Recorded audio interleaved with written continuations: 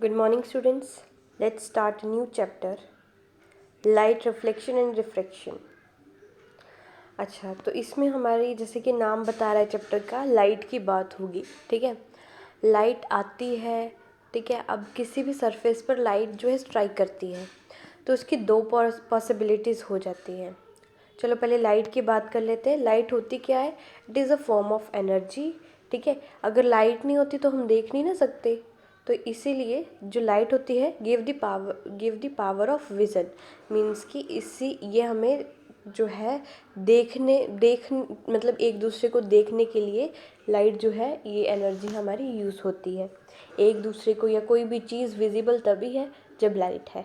ठीक है, जैसे अंधेरे में हम नहीं देख पाते ना रात में, तो वो क्यों नहीं देख पाते? क्योंकि लाइट नहीं होती है. Importance of light. ठीक है, अब इसमें क्या होता है, लाइट आ रही है.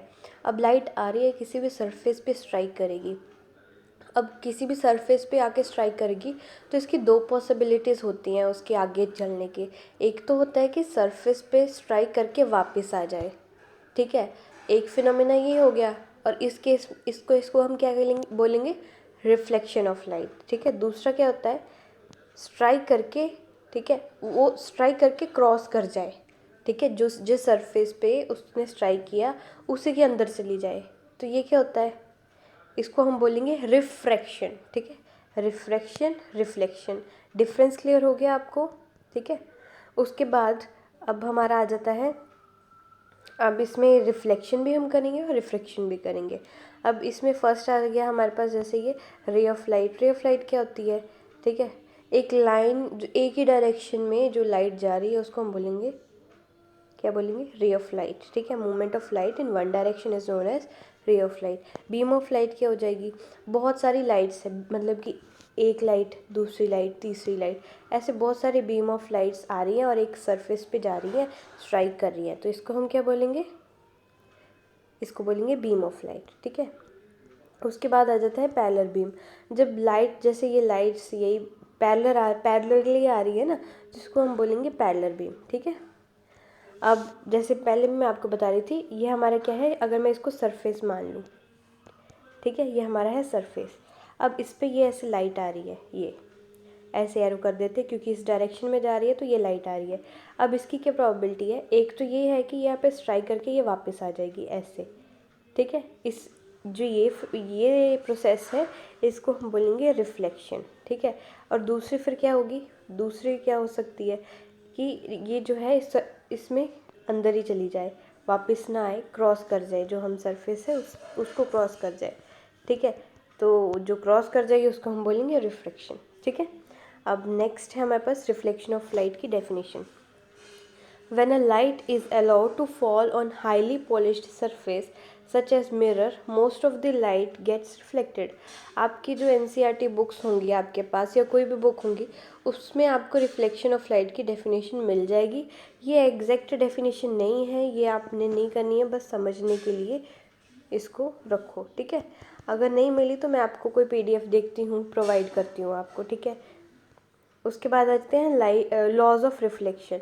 लॉज ऑफ रिफ्लेक्शन आपको पता ही है, आपने पिछली छोटी क्लासेस में भी किया होगा.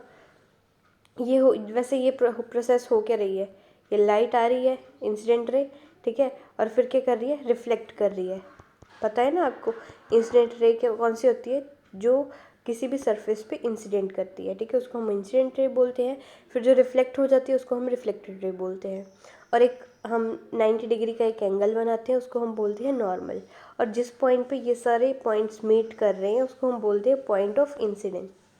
ठीक है, उसके बाद दो लॉज है इसके. फर्स्ट लॉ क्या है? Angle of incidence is equal to angle of refraction. ठीक है, ये हमारे दो लॉ हैं, ये आपको याद रखने. उसके बाद इम्पॉर्टेंट है ये. उसके बाद आ गया हमारे पास सेकेंड लॉ. इसमें क्या है? इंसिडेंट रे, नॉर्मल रे and reflected ray all lie on the same medium. एक ही मीडियम में है ना ये. ठीक है, एक ही सरफेस पे है या फिर कह लो एक ही प्लेन में है ये तीनों रेज ना. कौन कौन सी? इंसिडेंट रे, नॉर्मल रे, reflected ray, all lie in the same medium और प्लेन. ठीक है, कुछ भी बोलो. उसके बाद आ जाता है प्लेन मिरर. प्लेन मिरर, जो मिरर आप लोग देखते हो ना घरों में जो होता है, जिसमें हम अपनी जो अपना फेस देखते हैं वो हमारा प्लेन मिरर होता है, ठीक है। उसका नाम क्या है, प्लेन मिरर।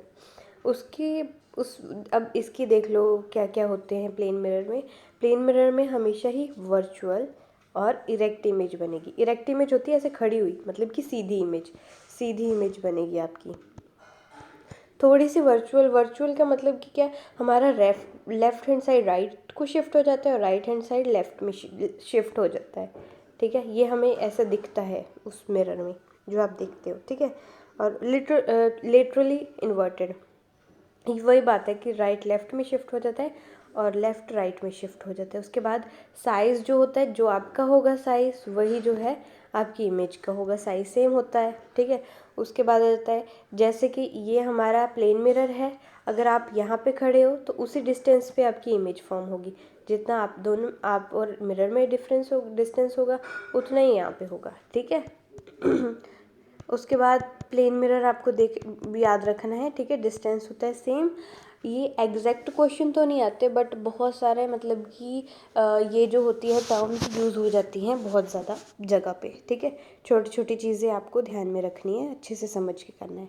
अगला 2 टाइप्स के मिरर आ जाते हैं अब आपके पास। एक तो प्लेन मिरर हो गया। अब सफेरिकल मिरर्स की बात करते हैं। जैसे कि सफेरिकल आपको पता ही है, सफ़ेयर क्या होता है, एक गोला, ठीक है। सफ़ेयर होता है क्या है, एक ऐसे गोल इमेज होती है, नहीं गोल सफ़ेयर पता है ना आपको, हाँ। उस सफ़ेयर को कट करके आपके 2 मिरर्स बनते हैं, एक है कनकेव मिरर और एक है कन्वेक्स मिरर, ठीक है। कनकेव मिरर होता है जैसे एक स्पून होता है ना, ये inner side of the spoon जो होती है, ये inner side of the spoon, ये मतलब लाइट आएगी यहाँ से रिफ्लेक्ट होगी, ठीक है। शाइनिंग सरफेस होगा ये इनर इसका, तो उसको बोलेंगे हम कनकेव मिरर या फिर कन्वर्जिंग मिरर, ठीक है। दूसरा है हमारे पास कन्वेक्स मिरर, जो कि है आउटर, ये रिफ्लेक्टिंग सरफेस है, लाइट यहाँ पे स्ट्राइक करेगी और ऐसे बेंड हो जाएगी, ठीक है। और ये हमारा कौन सा है, कन्वेक्स मिरर, याद रखना है आपको, ठीक है। उसके बाद आ जाता है कुछ बेसिक टर्म्स देख लेते हैं हमारी क्या है। जैसे ये हमारे पास एक कनकेव मिरर है, ठीक है। कौन सा मिरर है, कनकेव मिरर। इसमें जब ये वाली जो लाइन होती है हमारे पास, ये वाली, इसको हम बोलते हैं प्रिंसिपल एक्सिस, और ये जो पॉइंट है इसको बोलते हैं centre of curvature, denoted by C, always denoted by C. ये टर्म्स आपको अच्छे से याद कर लेनी है, बिल्कुल भी इसको फॉर ग्रांटेड नहीं लेना है, ठीक है। बहुत यूज़ होती है ये। फिर उसके बाद distance between this C and, ये जो पोल है, पोल क्या है, सेंटर ऑफ द मिरर है, ठीक है। इस पोल के और ये सी के बीच जो डिस्टेंस होता है उसको हम बोलते हैं रेडियस ऑफ कर्वेचर आर, ठीक है। उसके बाद एक पॉइंट होता है फोकल लेंथ, फोकस होता है, ये एफ फोकस है। फोकस क्या होता है, जैसे कि लाइट रेज आ रही हैं, ये देखो ये मिरर है आपका, ठीक है। ये इधर ऐसे लाइट आ रही है, ऐसे, ठीक है, ऐसे, फिर आ रही है, फिर ऐसे। जिस पॉइंट पे ये सारी लाइट्स, पैरेलल लाइट्स मीट करेंगी, उस पॉइंट को हम बोलेंगे फोकस, ठीक है। और distance between focus and pole, ये focus and pole is known as focal length, ठीक है। और ये टर्म्स याद रखनी है आपको। ऐसे ही इस कन्वेक्स मिरर में है, सेम टर्म्स है, बस जो आपका मिरर है वो उल्टा हो गया, अब इसका आउटर सरफेस होगा। अब जो भी, जैसे यहाँ पे लेफ्ट हैंड साइड था, जो भी यहाँ पे राइट हैंड साइड में होगा सब कुछ, ठीक है। बाकी सब सेम है। और ये डेफिनेशंस भी आपको अपनी क्लैरिटी के लिए याद रखनी है, आपके क्वेश्चंस भी आ जाते हैं इस पर, डेफिनेशंस जो ये है सारी। उसके बाद ये भी रिलेशन इंपॉर्टेंट है, relation between focal length and radius of curvature. ये क्या है, F is equals to R by 2, ये था ना आपका, ये एफ जो है हमारा, ये स्मॉल एफ, ये, ठीक है, किसके इक्वल है, ये small F is equals to, ये जो आर है, आर बाय 2, हमेशा हाफ होगा ये किसका, रेडियस ऑफ कर्वेचर का, ठीक है। ये याद रखना है आपको। उसके बाद अब आ गया हमारे पास, अब ये रूल्स हैं आपको, क्या है, 3 मार्क्स की इमेज फॉर्मेशन आती हैं, ठीक है। इमेज कैसे फॉर्म होती है किस मिरर पे, अगर हम यहाँ पे इमेज ऑब्जेक्ट रख दे तो कैसे इमेज फॉर्म होगी, तो फिर इसके लिए ये ज़रूरी है रूल्स को देखना।